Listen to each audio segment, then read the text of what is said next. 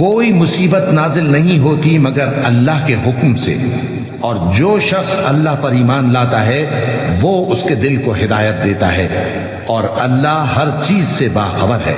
اور اللہ کی اطاعت کرو اور اس کے رسول کی اطاعت کرو، پس اگر تم منہ پھیر لوگے تو ہمارے پیغمبر کے ذمے تو صرف پیغام کا کھول کھول کر پہنچا دینا ہے۔ اللہ جو معبود برحق ہے اس کے سوا کوئی عبادت کے لائق نہیں، تو مومنوں کو چاہیے کہ اللہ ہی پر بھروسہ رکھیں۔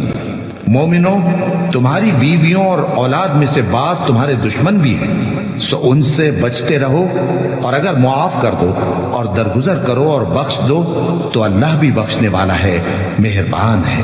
تمہارا مال اور تمہاری اولاد تو آزمائش ہے، اور اللہ کے ہاں بڑا اجر ہے، سو جہاں تک ہو سکے اللہ سے ڈرو اور اس کے احکام کو سنو اور اس کے فرما بردار رہو اور اس کی راہ میں خرچ کرو، یہ تمہارے حق میں بہتر ہے۔